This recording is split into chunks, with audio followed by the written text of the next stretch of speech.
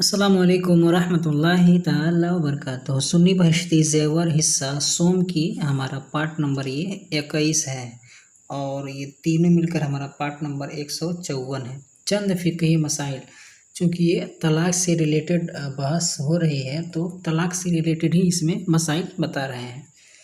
कह रहे हैं कि हर आकिल व बालिग का फ़ेल चूँकि शरीयत के नज़दीक काबिल तस्लीम है, इसलिए तलाक़ के लिए शर्त यह है कि शौहर आकिल बालिग हो।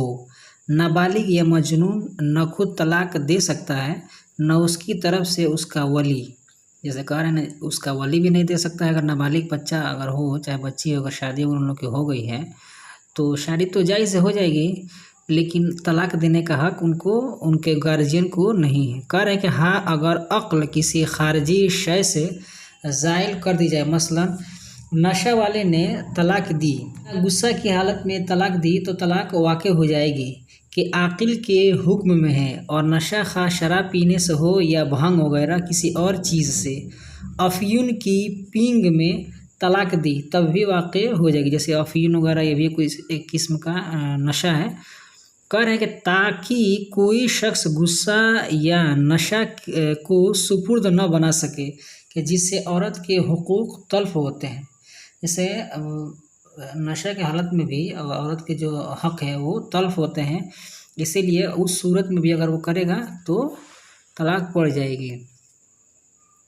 कह रहे हैं कि और तलाक़ में औरत की जानिब से कोई शर्त नहीं, जैसे नाबालिगा हो या मजनूना, बहरहाल तलाक़ वाक़ हो जाएगी। जैसे कह रहे हैं अगर औरत जो है वो छोटी बच्ची हो या फिर वो मजनून हो या फिर कह रहे नाबालिग वगैरह हो, तो मगर मर्द तलाक़ देगा तो पड़ जाएगी। उसमें ये शर्त नहीं है कि अगर नाबालिग है तो नहीं पड़ेगी, लेकिन मर्द में शर्त है।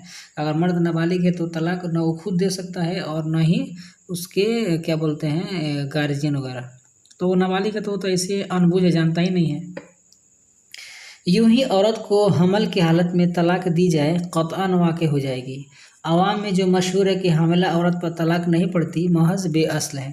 क्योंकि बहुत लोग कहते हैं कि जैसे अगर कोई औरत पेट से है तो अगर तलाक़ देने से तलाक़ नहीं होती है, लेकिन ऐसा नहीं है। अगर तलाक़ दे उस वक़्त अगर कोई तलाक़ देगा ना तो जैसे ही बच्चा पैदा होगा वो ऑटोमेटिक वो उसके निकाह से निकल जाएगी। तो उसके लिए 3 महीना इंतज़ार करने की ज़रूरत नहीं है।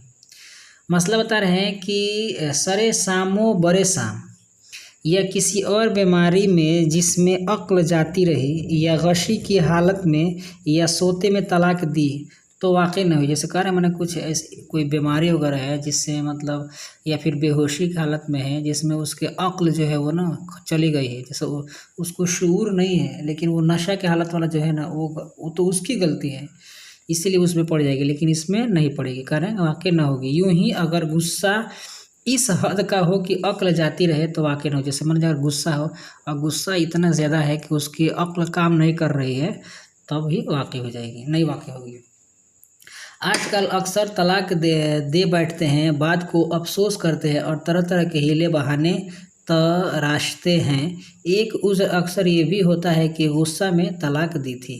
अज़ीज़ों, तलाक़ तो उमूमन गुस्सा ही की हालत में दी जाती है और इस हालत में तलाक़ वाक़ हो जाती है, और वो सूरत कि अक्ल गुस्सा से जाती रहे बहुत नादिर। जैसे कह रहे हैं ना, जैसे एक तो ये होगा कि गुस्से में तलाक़ दे दी तो नहीं पड़ेगी, लेकिन उसकी सूरत वही है कि जब उसका दिमाग एकदम आउट ऑफ कंट्रोल हो, मतलब उसके दिमाग में आ ही नहीं रहा है। लेकिन बहुत लोग तो कह रहे हैं कि हम भी तो गुस्से में तलाक़ दे दिए हैं, तो ज़ाहिर-सी बात है तलाक़ आदमी गुस्से ही में देता है ना, झगड़ा-वगड़ा कर लेता है तो तलाक़ दे देता है, तो ये पड़ जाएगी इस सूरत में। गुस्सा की हालत में दी जाती है और इस हालत में तलाक़ वाक़ हो जाती है। और अगर वो सूरत की अक्ल गुस्सा से जाती रहे, बहुत नादिर, बहुत कम होता है, ऐसा नहीं है कि चला जाता है, बहुत कम ऐसा होता है कि आदमी गुस्से में उसका दिमाग काम नहीं करता है। यूँ ही तलाक़ बख़ुशी दी जाए ख़्वाह जबरिया वाक़ हो जाएगी। जैसे अगर खुशी से दो या फिर कोई मजबूर करके दिलाए, वाक़ हो जाएगी। अज़ीज़ों, निकाह शीशा है और तलाक़ संग यानी पत्थर है। तो शीशा पर पत्थर खुशी से फेंके या जबर से या खुद हाथ से छूट जाए, शीशा हर सूरत में टूट जाएगा। जैसे मिसाल के देकर समझा रहे हैं, किसी भी हालत में अगर आप हो, चाहे मजबूरी में हो या फिर जानबूझ कर हो या खुशी से हो, तो उसमें तलाक़ वगैरह आपकी पड़ जाएगी। आगे मसला बता रहे हैं कि किसी ने शौहर को तलाक लिखने पर मजबूर किया, उसने लिख दिया मगर दिल में इरादा तलाक है, मगर न दिल में इरादा तलाक है तो न ज़ुबान से तलाक का लफ्ज़ कहा तो तलाक न होगी। जैसे मजबूर किसी ने कर दिया हो लेकिन दिल में नहीं है तो नहीं होगी। मजबूरी से मुराद शरई मजबूरी है, महज किसी के इसरार यानी किसी के करने के कर दो दे दो इस तरह से इसरार कर देने पर लिख देना या ख्याल करके लिख देना कि बड़ा है उसकी बात कैसे टालूं तो ये मजबूरी नहीं है। मसला बता रहे हैं कि तलाक दो किस्म है, यानी बातबार अल्फाज तलाक के दो किस्म है, एक सरी है एक किनाया है। अब सरी बता रहे हैं, सरी वो कि जिससे तलाक मुराद होना ज़ाहिर हो, जैसे ज़ाहिर मालूम चल जाएगा हाँ तलाक है। अगर तलाक में इसका इस्तेमाल हो अगरचे वो किसी ज़ुबान का लफ्ज़ हो, जैसे उर्दू में ये लफ्ज़ कि मैंने तुझे छोड़ा, ये सरी है, इससे एक तलाक हो जाएगी। कुछ नियत हो या ना, चाहे नियत करे या ना करे, लेकिन कह दिया कि मैंने तुझे छोड़ा तो एक तलाक पड़ जाएगी। अब ये केनाया के बारे में, ये तो सरी हो गया, अब केनाया के बारे में कह रहे हैं। तलाक वो अल्फाज केनाया कर रहे हैं, केनाया तलाक वो अल्फाज है कि जिससे तलाक मुराद होना ज़ाहिर न हो, ठीक है, उसको ज़ाहिर जैसे उसको पूछेंगे तभी वो मालूम चलेगा। तलाक के अलावा और मानों में भी उसका इस्तेमाल होता है। आमाई को तो मसला है कि जो अल्फाज तलाक के लिए वज़ा किए गए हैं, जब उन्हें तलाक में इस्तेमाल किया जाएगा तो उसे तलाक रजई वाक़ होगी, और जो अल्फाज के तलाक के लिए वज़ा नहीं किए गए बल्कि उसका इस्तेमाल इशारतन और किनायतन तलाक की तरफ है, तो ऐसे अल्फाज के इस्तेमाल से तलाक बाइन पड़ती है। जबकि नीयत तलाक हो या हालत बताती हो कि तलाक मुराद है। मसलन पेशतर तलाक का जिक्र था और गुस्सा में, जैसे मान लें कि कोई बात चल रही थी और तलाक का जिक्र पहले कर रहा था और उसके बाद से गुस्से में कह दिया तो पड़ जाएगी। मसला बता रहे हैं कि केनाया के अल्फाज तीन तरह के हैं। बाज़ में सवाल रद्द करने का एहतमाल है, बाज़ में गाली का एहतमाल है, और बाज़ में न ये है न बाज़ का है, न रद्द का एहतमाल है और न गाली का एहतमाल है तीसरी सूरत में, बल्कि जवाब के लिए मुतय्यन है।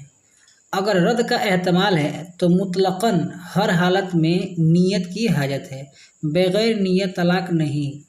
और जिनमें गाली का एहतमाल है उनसे तलाक होना खुशी और गज़ब में नीयत पर मौक़ूफ़ है, और तलाक का ज़िक्र था तो नीयत की ज़रूरत नहीं।